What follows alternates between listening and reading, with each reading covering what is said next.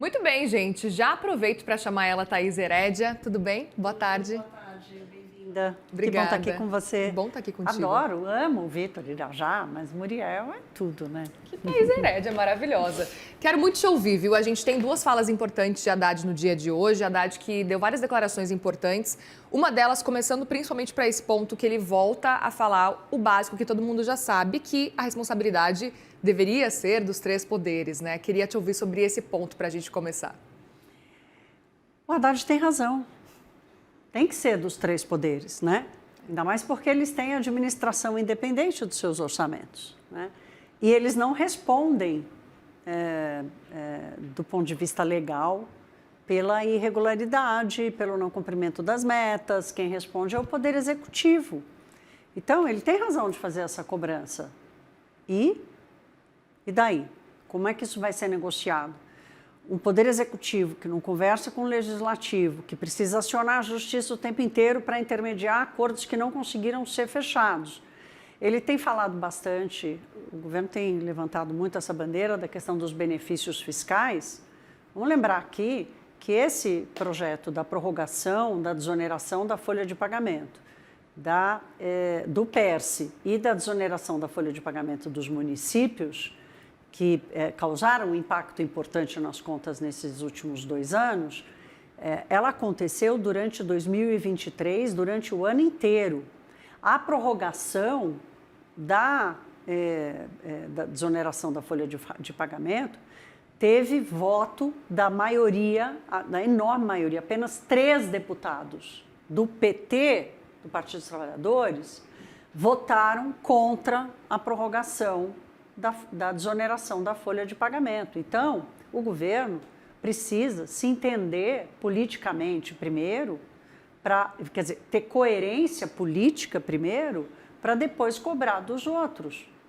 Então, ter razão não é suficiente, ter razão no fundamento da relação e da responsabilidade, do equilíbrio das contas, que no final das contas, gente, nós estamos falando aqui de qualidade da alocação do recurso público. Como já dizia Margaret Thatcher, there's no such thing as public money. Não existe dinheiro público, existe nosso, dinheiro do contribuinte. Então, quando a gente fala da responsabilidade, do equilíbrio das contas públicas, é o seguinte: com que responsabilidade o dinheiro público está sendo alocado? Essa cobrança tem sido feita agora, por exemplo, do Congresso Nacional. Qual é a qualidade, qual é a transparência, qual é o benefício, qual é o retorno, qual é a qualidade da política pública, do destino do dinheiro das emendas parlamentares? Os parlamentares se recusam a apresentar isso, estão sendo cobrados à justiça, quer dizer, deveria ser uma premissa natural, né, disso. Então, o governo federal fez escolhas, desde a PEC da transição, lá em 2022, assim que o Lula foi eleito, de má alocação do recurso público, ponto. De má gestão do orçamento, ponto. Então, como disse o presidente Lula, lembra que o presidente Lula disse cada macaco no seu galho, cada um no seu quadrado, né? Que ele falou, cada um no seu quadrado. Então, e do quadrado do Poder Executivo? Sempre é culpa do governo passado, sempre é culpa, olha, eu peguei um déficit de 10 anos, desculpa, o déficit começou por causa do governo da Dilma Rousseff. Quem consumiu esse superávit que o presidente Lula vive dizendo, olha, ninguém fez mais superávit do que eu, ele mesmo começou a consumir e a Dilma acabou com a conta. Então, nós entramos em crise fiscal por causa do governo do PT, não foi o contrário, né? Então, assim, eu fico um pouco incomodada com esse deslocamento, assim, da retórica política, porque parece que de uma hora para outra, o governo Lula descobriu qual é a fórmula, né, da justiça e do equilíbrio fiscal, né? Então, se lá no passado o PT acreditava na desoneração e nos benefícios tributários como a melhor política econômica e, portanto, dobraram a quantidade de benefícios que a gente tem no Brasil, hoje não é mais isso. Então, qual é a saída? Qual é a negociação? E, portanto, tudo bem ter razão, mas como é que vai negociar com o Congresso Nacional? Perfeito. E aproveito para te perguntar, um outro ponto que a gente acabou de ouvir a Haddad falando também é de que eles vão provar para o ministro Alexandre de Moraes, e aqui eu abro aspas, que estamos evitando planejamento tributário e fiscal, evasão fiscal. Esse é o grande objetivo do governo nesse momento, agora com esse movimento feito por Alexandre de Moraes. Bom, vamos lá. Primeira coisa é o seguinte, no decreto que aumentou o IOF, a grande bronca do governo é com o risco sacado. É isso que ele está dizendo que faz evasão fiscal, né? Está dizendo, um grupo da sociedade. O grupo da sociedade que ele diz é 90% do varejo no Brasil, né? Que tem pequenininho e tem grandão. É essa turma aí que ele está falando que é esse grupo que faz evasão fiscal. Usa o risco sacado nas suas operações. Ora, se quiser que o risco sacado ganhe uma natureza legal de operação de crédito, muda a lei, porque a lei não reconhece o risco sacado como uma operação de crédito. O governo federal não tem a prerrogativa de criar a natureza, o fator, a fonte geradora, o fator gerador do imposto. Foi o que o decreto do presidente Lula, do ministro da Fazenda, fez. Criaram um fator gerador, criaram o risco sacado como uma operação de crédito. Quem decidiu que o risco sacado era uma operação de crédito não foi o Congresso Nacional, foi o decreto do presidente Lula, o decreto do ministro da Fazenda. Então, aqui já tem um primeiro equívoco, eu não sei como é que eles vão provar que eles podiam fazer isso, porque a legislação é óbvia, não se pode, o IOF, o governo tem a prerrogativa de mexer na tarifa, no tamanho do imposto. Ele não pode criar fato gerador sozinho. Então, aí já começa o primeiro imbróglio. O segundo imbróglio é o seguinte, eles dizem que vão provar que é de natureza regulatória. O regulador do mercado de crédito, que é onde vai incidir o IOF, o Banco Central, não participou, não foi comunicado, não foi questionado, não foi acionado, não foi chamado para dizer, escuta, isso gera disfunção ou não, como é que isso ajuda a regular ou não o mercado de crédito. Então, assim, como é que vai provar que é regulatório se o regulador do mercado de crédito no Brasil não participou da conversa?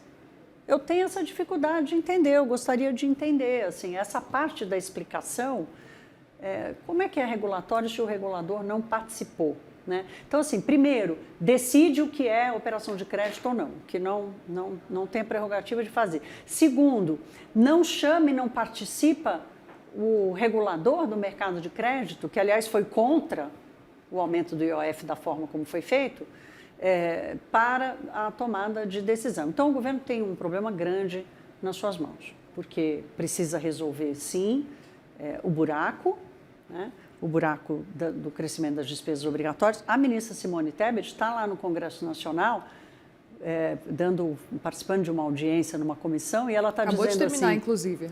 O problema não é 2027, não, o problema já é ano que vem.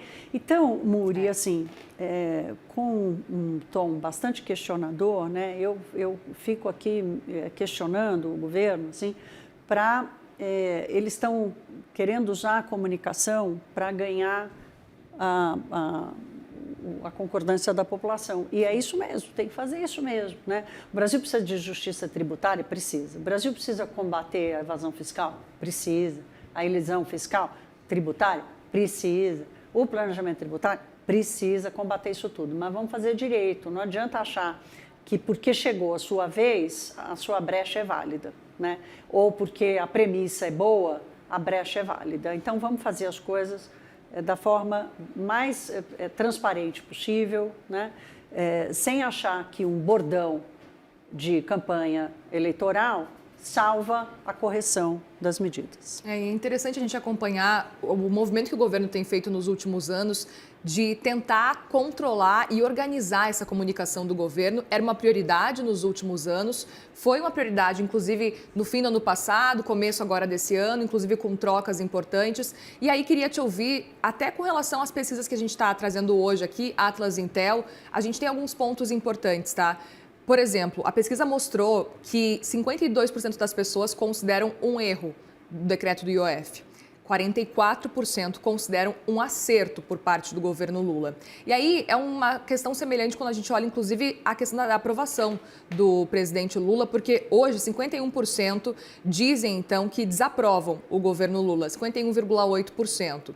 Agora, quem aprova o governo Lula, estamos neste momento aqui, em janeiro deste ano, agora são, deixa eu pegar aqui para não me perder, agora são 51... eu tô caçando eu tô pegando aqui para não errar. Fala, eu tô caçando. 51,2% aprovavam o desempenho, isso lá em janeiro de 2024, né? E aí agora a gente está vendo 47,3%. Esse é o cenário. Parece que a gente está acompanhando, inclusive com relação à IOF, com relação à aprovação e desaprovação, ainda muito esse caminho de polarização. Parece que ou você apoia o presidente Lula, ou você não apoia, ou você está do lado de Jair Bolsonaro. Enfim, parece que a gente está vendo ainda aquela eleição lá de presidencial ainda. A gente está diante já de uma eleição presidencial ano que vem, mas parece que a gente ainda está olhando para 2022 uma situação ainda muito polarizada. E parece que o OF também está batendo nisso, porque tem uma parcela que concorda, outra parcela que não concorda, 53% que avaliaram, então, que esse decreto do governo foi um erro e 44% que dizem que foi um acerto. O brasileiro teve que acordar e entender o que é o IOF, né? Que é um imposto ruim, é um imposto que pode provocar distorções grandes no funcionamento do mercado de crédito, que é um mercado brasileiro que já tenta limpar os seus canais para melhorar. Essa pesquisa está muito interessante, Muriel, porque assim, várias medidas que têm a assinatura do PT, o Farmácia Popular, sim, agora a redução, o aumento da isenção do imposto de renda, a retomada do Minha Casa Minha Vida, o programa de renegociação Desenrola, né, de dívidas, o Mercosul com a União Europeia, a liberação do saque do FGTS que estava retido, aqui o governo foi meio obrigado a fazer, mas ainda assim teve acerto, mais médicos, o pé de meia, até o novo PAC tem aprovação da maioria.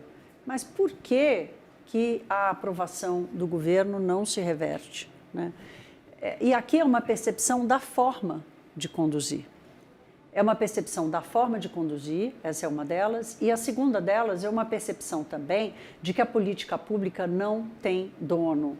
Aliás, a política pública, ela é do público, ela não é de alguém, a população mudou a forma de enxergar e passou a entender que o Estado não faz mais do que a sua obrigação de promover boa alocação do recurso público, como eu disse agora há pouco. Então, a questão do IOF é um pouco assim, a gente acordou um dia e descobrimos que o governo Eureka descobriu que o IOF ia salvar o buraco das contas públicas e o brasileiro, o IOF, espera um pouquinho, não é o negócio do cartão de crédito para quem viaja para fora, essa turma é do primeiro andar, lá da cobertura, então pode cobrar. Não, aí descobrimos que era muito maior do que isso, né? O governo tentando acertar a casa de um jeito diferente. Então, e toda a condução da forma do IOF, eu tenho certeza que qualquer brasileiro é a favor de uma tributação progressiva. Quanto mais você ganha, mais você vai pagar imposto. Esse é um debate que precisa acontecer no Brasil. Demorou, né? Já estava mais do que na hora. Vamos fazer esse debate. Agora, vamos fazer isso através de projetos bem desenhados e, mais do que isso, bem articulados. Então, a polarização, como você disse, ela está óbvia. A correlação direta entre a aprovação da política pública e a aprovação do governo, do governante, ela não acontece mais, não é um privilégio do Brasil, isso tem acontecido em vários países do mundo, tem uma série de mudanças acontecendo aí, que é papo para outro dia, mas ainda assim, o ministro Fernando Haddad pode até ter razão, mas está faltando a solução. Vamos esperar, então, para ver se querida. a solução vai chegar. Obrigada mais Até uma amanhã. vez, viu? Até amanhã. Bom trabalho por aí.